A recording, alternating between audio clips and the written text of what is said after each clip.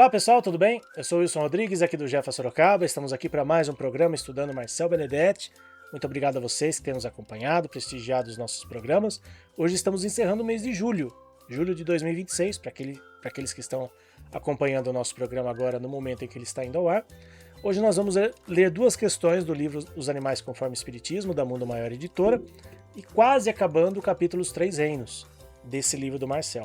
Hoje a gente vai ler as questões 84 e 85. Começando então pela questão número 84. Algumas plantas, como a sensitiva e a dionéia, por exemplo, executam movimentos que denotam grande sensibilidade e, em certos casos, uma espécie de vontade, conforme se observa na segunda, cujos lóbulos apanham a mosca que sobre ela pousa para sugá-la, parecendo que urde uma armadilha com o fim de capturar e matar aquele inseto. São dotadas essas plantas, aí a pergunta do Kardec em relação a essa questão para os espíritos, né? São dotadas essas plantas da faculdade de pensar?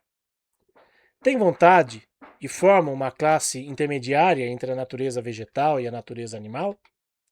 Constituem a transição de uma para outra? Falamos disso semana passada. Resposta dos espíritos. Tudo na natureza é transição. Por isso mesmo que uma coisa não se assemelha à outra e, no entanto, todas se prendem umas às outras. As plantas não pensam, por conseguinte, carecem de vontade. Nem a ostra que se abre, nem os zoófitos pensam. Tem apenas o instinto cego e natural. Questão 589 do Livro dos Espíritos. Resposta do Marcel. Aí tem uns comentários do Kardec em relação a essa pergunta, né? O organismo humano nos proporciona exemplo de movimentos análogos sem participação da vontade nas funções digestivas e circulatórias. O piloro se contrai ao contato de certos corpos para lhes negar passagem. O mesmo provavelmente se dá na sensitiva, cujos movimentos de nenhum modo implicam a necessidade de percepção e ainda menos da vontade. Então, questão 589 do Livro dos Espíritos, aí sim comentários do Marcel em relação a essa questão. Já comentamos anteriormente sobre as transições entre os reinos.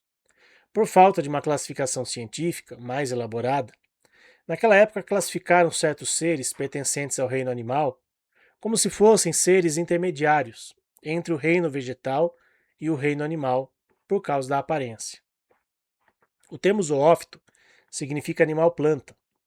Era o termo usado para classificar certos marinhos, como as anêmonas, por exemplo, que são animais e não possuem nenhuma característica vegetal, exceto vida fixa. Então, essa classificação, né, ou essas subclassificações, que a gente já até comentou em programas anteriores, que é importante da gente destacar que, né, a ciência hoje talvez tenha mais condições de classificar outros animais, né, ou mudar eles de reinos, digamos assim, mas é importante só da gente entender que existe sim essa diferenciação. Provavelmente esses animais que estão aí nessa zona de subclassificação já estão pleiteando, né, um lugar em outros reinos, né, em uma outra situação, porque estão evoluindo. Então não são todos exatamente iguais, né? Não são todas as plantas exatamente iguais. Pelo menos dentro do reino vegetal, né? Que eu quero dizer.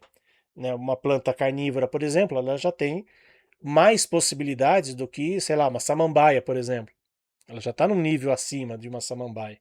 Porque provavelmente já deva ter passado, já deva ter sido uma samambaia, outras plantas, enfim. E agora uma planta carnívora está quase ali no reino animal, está quase chegando no reino animal. Então, essa é a importância da gente estudar a doutrina como um todo, da gente entender que existem essas subclassificações, não colocar, não dar a determinados animais, vegetais, enfim, algo que eles ainda não tenham, da mesma forma que muitas vezes nós colocamos alguns seres humanos em patamares que eles ainda não estão. Um exemplo mais simples, quantas vezes a gente não vê adultos querendo que uma criança já seja um adulto, por exemplo, tendo atitudes muitas vezes de adultos, sabe? Cada um tem que estar cada um no seu espaço.